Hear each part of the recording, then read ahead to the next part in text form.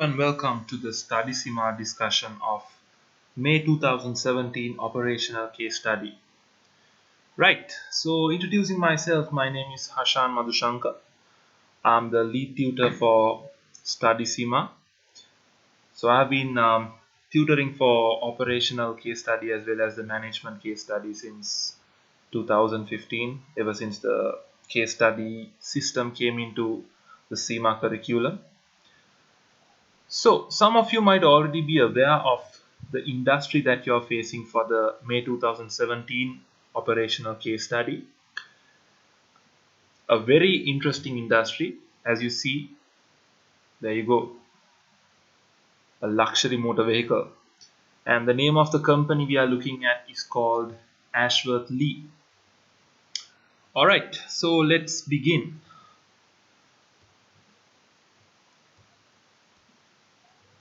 So if you look at the contents, you initially have the job description. That's probably what you're expected to do as the employee of this company.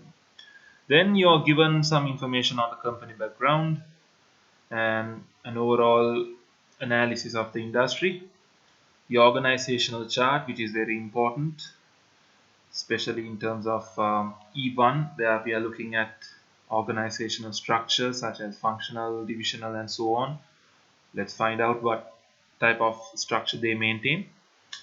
Then you have some information on the top management, their experience as well as their job role and so on, and this will help us identify any gaps in terms of the director board, because one key area that I need to point out in most operational case study pre-scenes is that a lack of an HR function. So let's find out whether it's the same case for Ashworth Lee. Then you have F1 related financial statements. We'll be able to gauge their position looking at their profitability through the SOPL as well as their position through the SOFP, and probably we might find a cash flow statement or statement of cash flows. Then some information on the tax rules and regulations in Malin. So there you go, that seems to be the country that we are dealing with, and probably the country that Ashworth Lee is incorporated in. Tax is an important aspect of F1, although it's not highly tested. It is important for you to know all the aspects.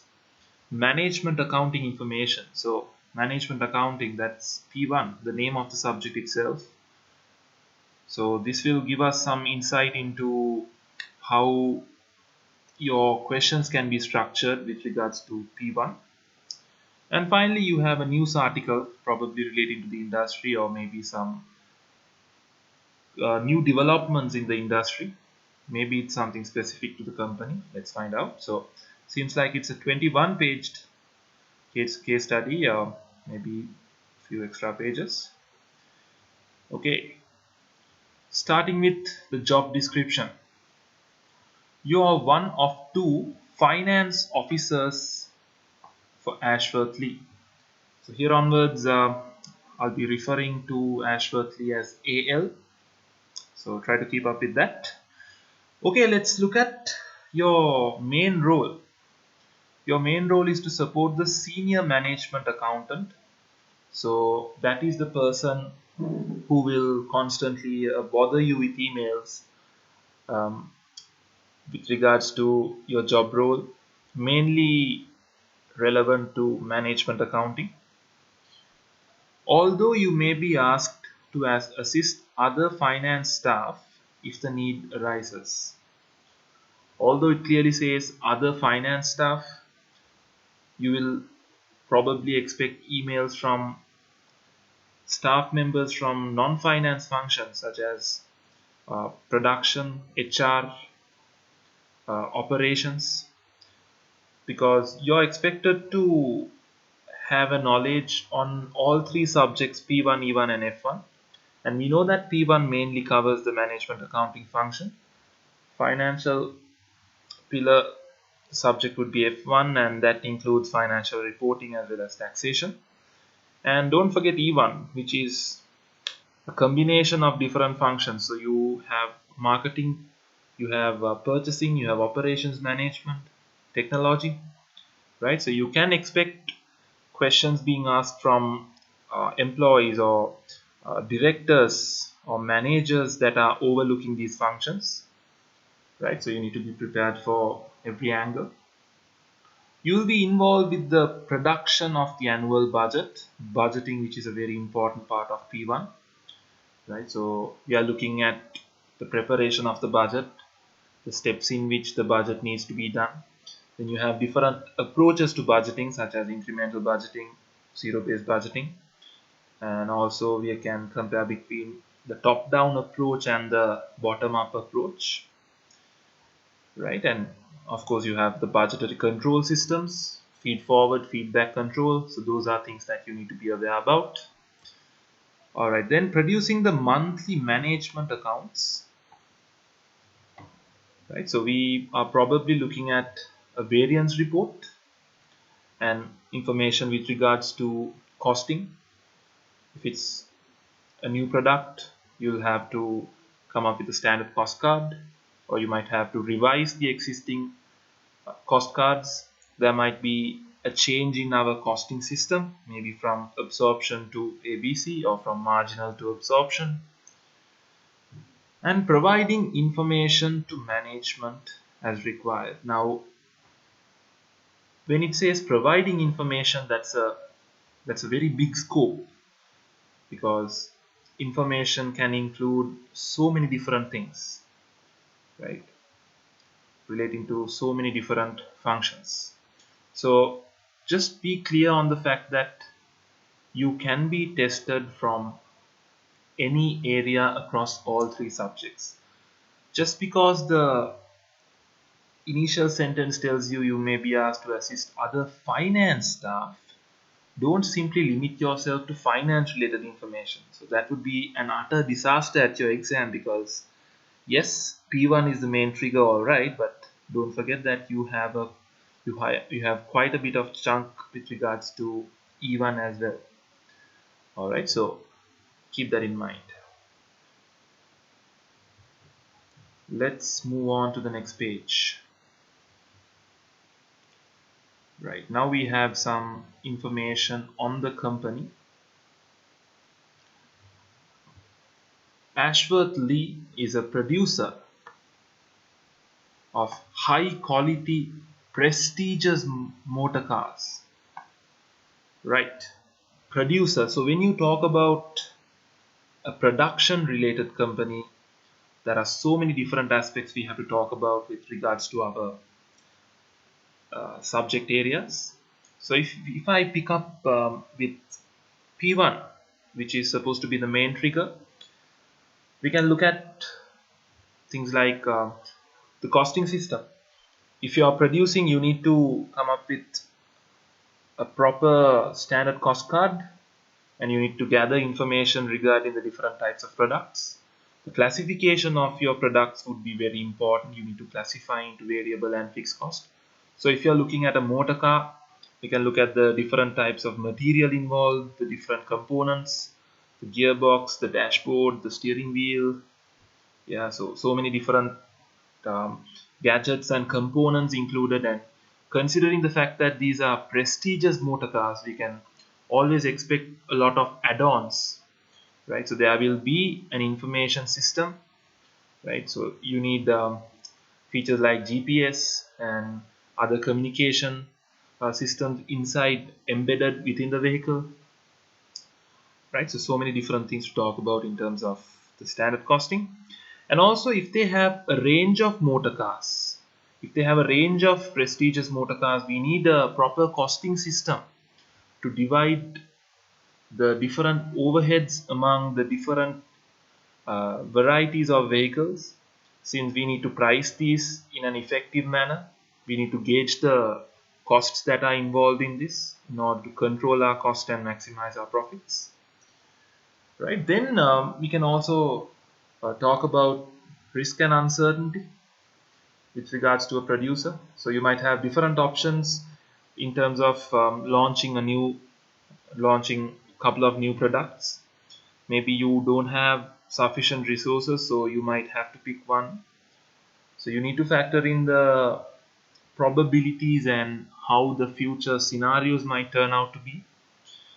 Then of course you are looking at another very important area which was mentioned in the previous page, production of the annual budget. So we know that for a producer there's a particular way of getting the budget done.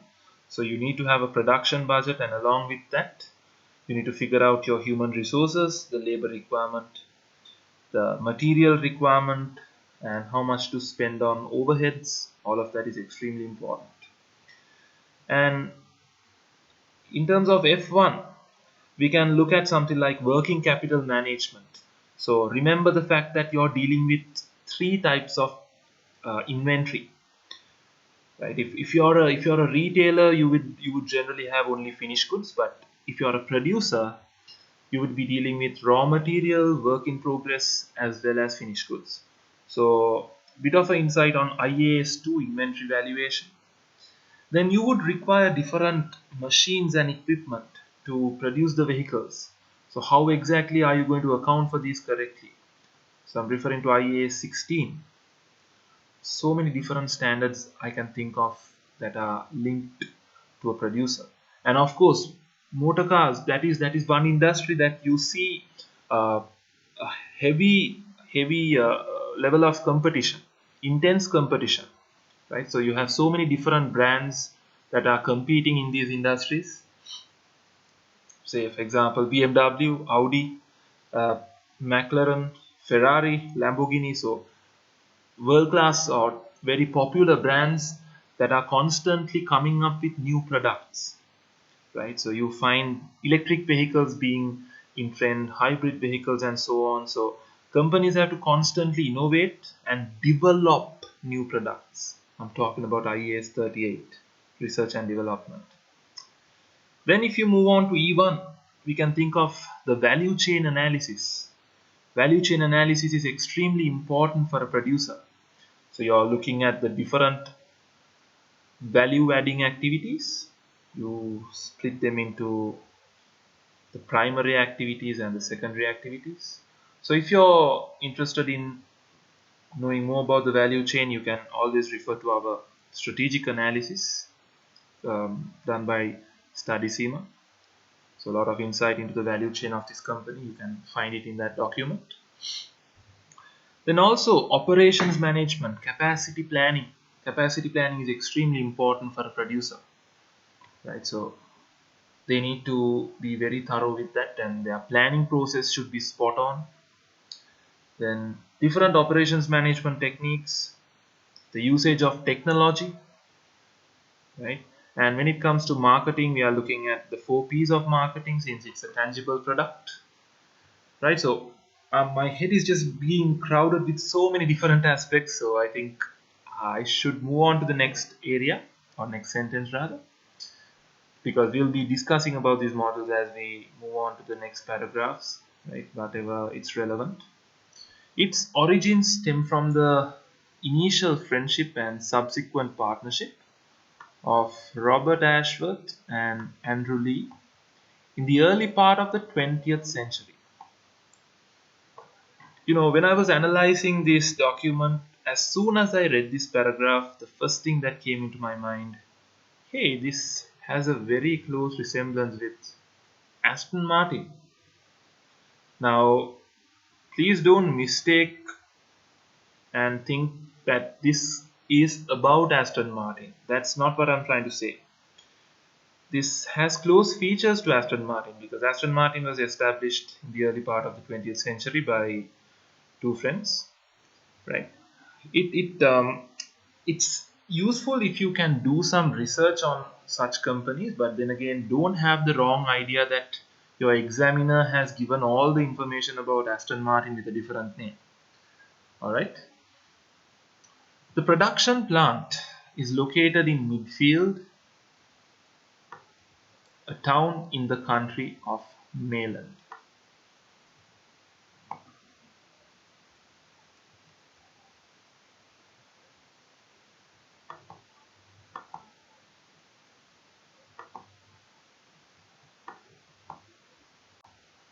Now the location of the factory is an extremely important aspect, because when you're looking at the production aspect, you need access to resources, access to your suppliers, right? It's useful if they are located near to midfield, and also you need access to labor.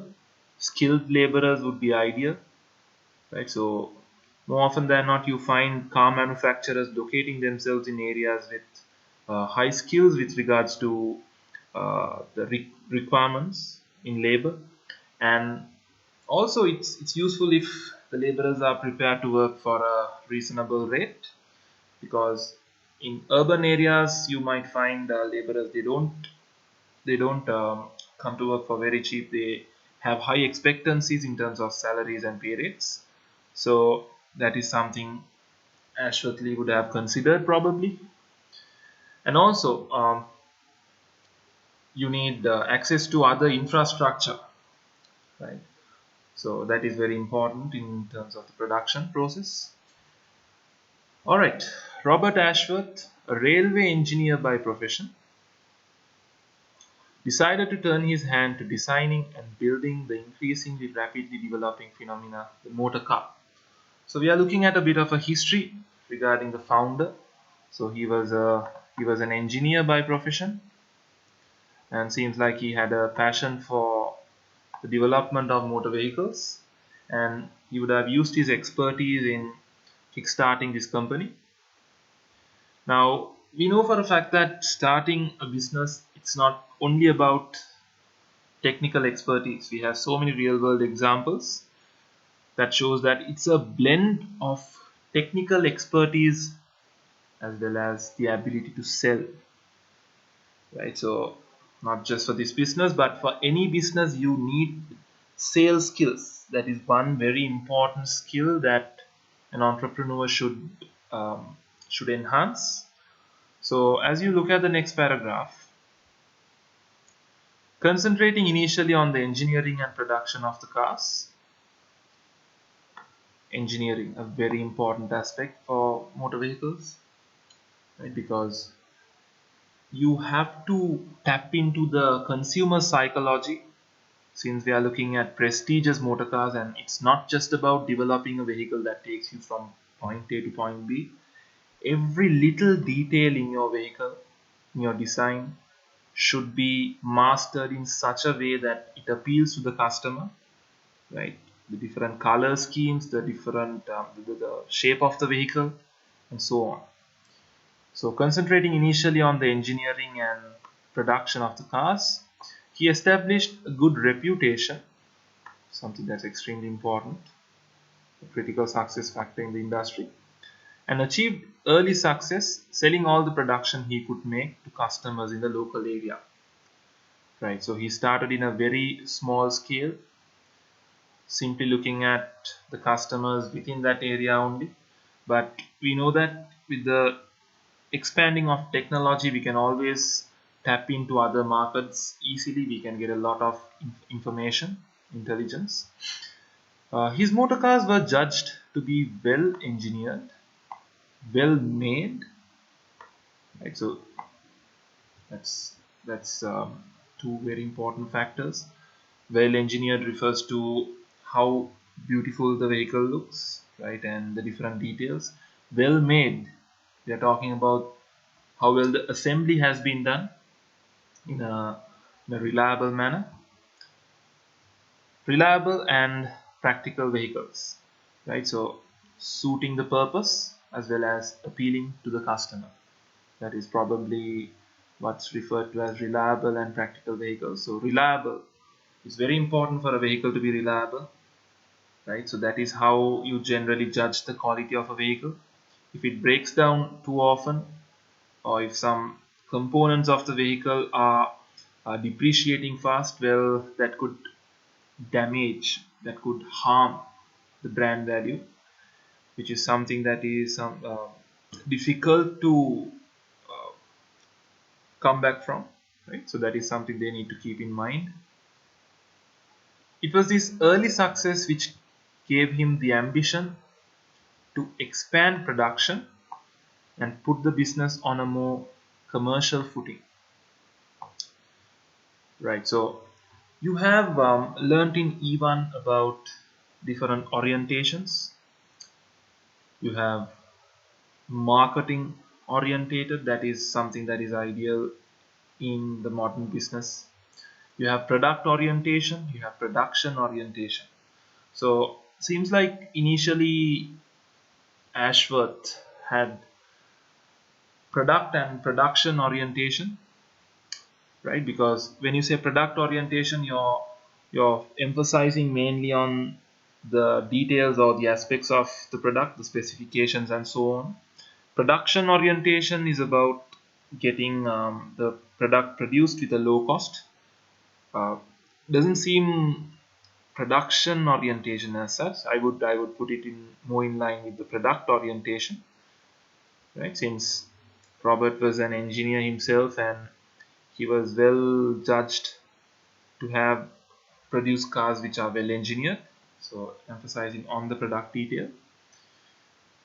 Alright, next paragraph. He quickly realized that a key element in his expansion plan was promoting and selling the attributes of his motor cars, which were built to a high standard and known for their reliability. So as I told you, sales and marketing are extremely important. However good your product works, you need to have the ability to convince someone to buy your product, and that's where promotion and sales tactics come in handy. This led him to seek the assistance of one of his lifelong friends, Andrew Lee. So lifelong friends, so that sounds like a type of relationship that is extremely important. You need two people to be on the same page, to be able to work with each other, to have that psychological understanding. So that would definitely result in success. Whose background was in pharmaceutical sales. Now Ashworth, on the other hand, is highly connected to this industry since he was a railway engineer, but Lee was a pharmaceutical salesman. So now you might be wondering, to what extent is Andrew Lee's skills useful? Hey, sales.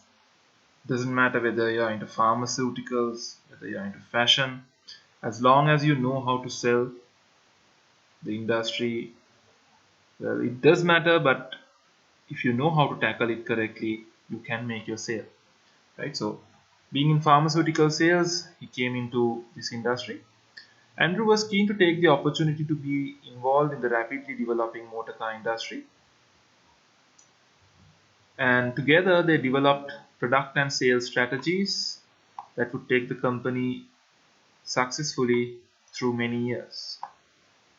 All right, so seems like their partnership worked out for the betterment. So when you say sales strategy, you are looking at different marketing tactics, and we need to bear in mind that the marketing tactics used in the early part of the 20th century is totally different from what's being or what has to be used now, because with the emergence of technology, social media and so on, it is very important that elements of your marketing strategy have focused or driven on the paths that lead to the correct customer. The company was consistently associated with high quality, premium priced, low volume production, and established a reputation for its range of sports touring cars. So different terms that we need to elaborate on. High quality. So we are looking at probably application of quality techniques, right, and having a high level of expertise in terms of what the customer would prefer. Probably the introduction of TQM. Premium priced, so that gives us an idea of their pricing strategy. Now we learn about different pricing strategies such as market skimming, market penetration and so on, but considering that this is a luxury product, it would not be very suitable to give high discounts or keep reducing the price along the life cycle. Well, that doesn't exactly work for branded products, right? So when you say premium priced, this is where the company maintains a high price right throughout. Okay, high price right throughout the life cycle.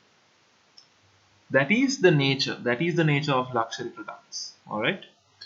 So unless they are coming up with a lower quality design or maybe some sort of a model that is tapping into the economic classes as well, it would make a lot of sense to keep using the premium pricing strategy. Then we are looking at low volume production. Well, that is expected anyway because not everyone is able to afford a luxury car. You have a particular market niche that is interested or that has the financial capability to bear a luxurious vehicle, right? This enabled the company to establish a reputation as a niche producer with worldwide sales, right? So something that started by tapping into the customers in the local area, you see the word worldwide. So seems like the brand is present in many countries, or at least a few countries to start with. Vehicles with Ashworth-Lee badge became desirable collector's items and were favored by contemporary film producers. They featured as prominent stars in many highly successful films. Another reason for me to think about Aston Martin, because we know that Aston Martin is closely associated with the James Bond franchise, right? The vehicles used by the main character in uh, James Bond himself. So those are that is considered very high, and it's giving a lot of emotional value to car enthusiasts, right? So that is definitely enhancing the brand value of Ashworth Lee, and branding is something that is very important in your syllabus in terms of E1. So you need to know the different aspects of branding, what creates brand value, and even in terms of F1, how exactly do you account for brand value in your statements, right? Things like that. Ownership of the company has passed down through the families of Ashworth Lee, although this has become diluted over the years due to a number of factors. Some family members have moved on to pursue other business interests, and two large investors have taken a stake in the business. So, this is something that often happens with certain family owned companies that started in the previous century. But still, we see evidence that to a certain extent the original family members still have some sort of a control. Now, two large investors having a stake in the business, it depends on who exactly these large investors are. Are they a conglomerate that has a set of similar companies? What exactly is their risk attitude? How do they make decisions? To what extent do they pressurize Ashworth Lee in making decisions, or what is their role in playing decisions? These are factors that we need to consider moving forward with the types of questions that we can expect at your case study. So maybe we'll find out later on.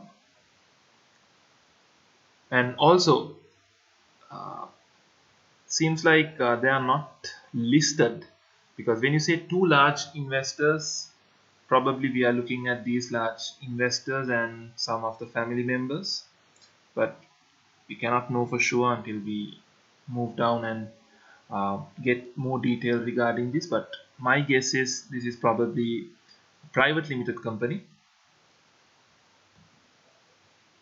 Right. Around 30 years ago, the business almost failed. 30 years ago. Okay, so let's see how well they have come back from this. It had not developed any new models. The golden rule in this industry: you need to innovate, innovate, innovate.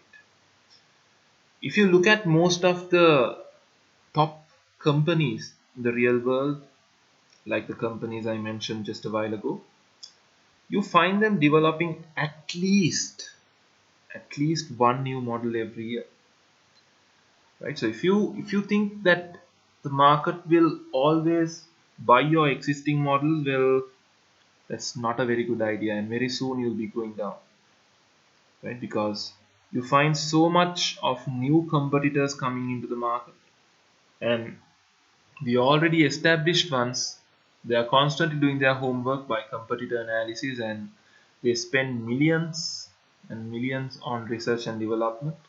The moment you come out with a new breakthrough, that is where you get the money. So unless you take a risk and don't invest enough in research and development, you're going to be in trouble very soon, right? So seems like they made that mistake. It had not developed any new models for a number of years because a lack of contemporary design expertise. So one problem we can link in the business model, or maybe an issue that they had in the past with regards to designing, right? So that is something that needs addressing. Maybe you need to spend some extra money and get some good designers in, right? So it can be very competitive between the existing automobile or the luxurious car manufacturers to get hold of certain high caliber designers, right? So you need to pay them competitive salaries and maybe link their pay to whatever designs they come up with, some sort of a royalty, for example. And internally, you should provide enough resources for them to work comfortably with regards to designing and development.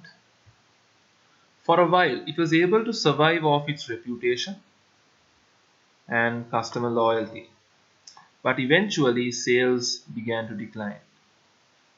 Right? So just because you might be the number one brand in the world, you cannot always expect that to continue.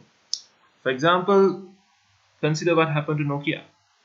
Before the smartphone was invented, they were the market leader, but Apple and Samsung have comfortably taken their place, right? So although you are the market leader, you can't be too complacent, and you can't take things too easy. You really need to analyze the existing competition and stay up with it. This combined with outdated production facilities and increasing costs threatened the existence of the company. So it all links up with each other. So outdated production facilities, that is probably because you have not invested enough in new machinery, right? So with your production or with your sales going down due to a lack of contemporary design expertise, you begin to lose your cash flow, or you begin to see a decline in your profits, which means your production volume comes down, and you might not want to invest enough in non-current assets, right? And when your production comes down, you lose the benefits of economies of scale. You might not get high discounts from your suppliers, right? And if you're not getting orders all the time, your employees might be idling, right? But still you have to end up paying them. There are overheads you need to cover. So considering all of that, you might not have enough money for reinvestment in non-current assets. So now you see the link, right? So to sum it up, due to a lack of contemporary design expertise, sales began to decline. When sales came down, the production came down, and with the production coming down, you lost economies of scale, resulting in increasing costs, and that would have led them to not have enough money to reinvest, thereby production facilities being outdated, right? So you find one problem leading to another, right? So let's see what happened. It was saved by a large mass producer of vehicles, DOM, probably one of the two investors, who at the time was keen to promote its association with a quality manufacturer. So you find that this company that we are referring to, DOM, is a large mass producer of vehicles, right? So probably they are tapping into the mass market with economic models, right?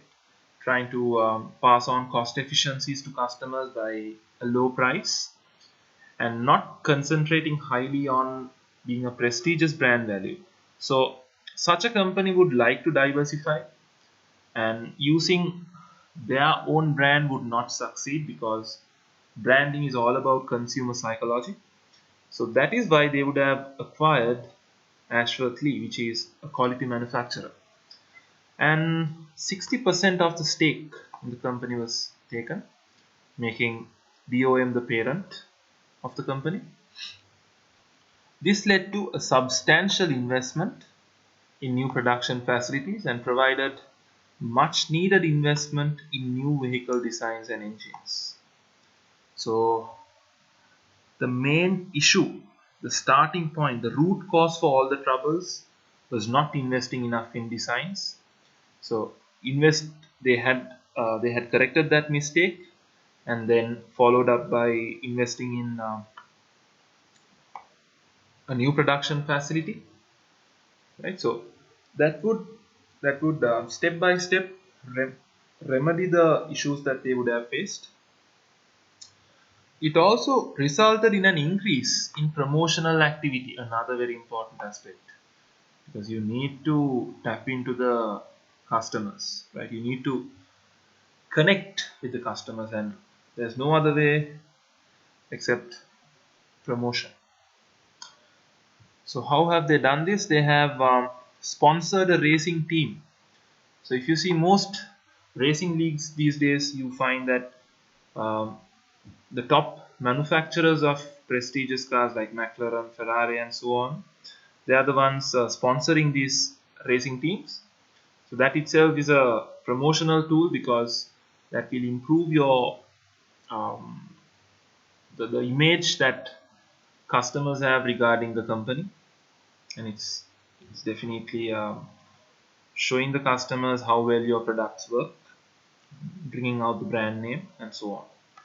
The support provided was invaluable at such a crucial point in the development of the business. So DOM had done the correct thing by identifying the root cause of the decline and then remedying it. Alright, so that would end the initial page discussion. So you can find the full analysis of this video if you click the link below the video, and if you visit our site, you can also look at the other products that we have to offer.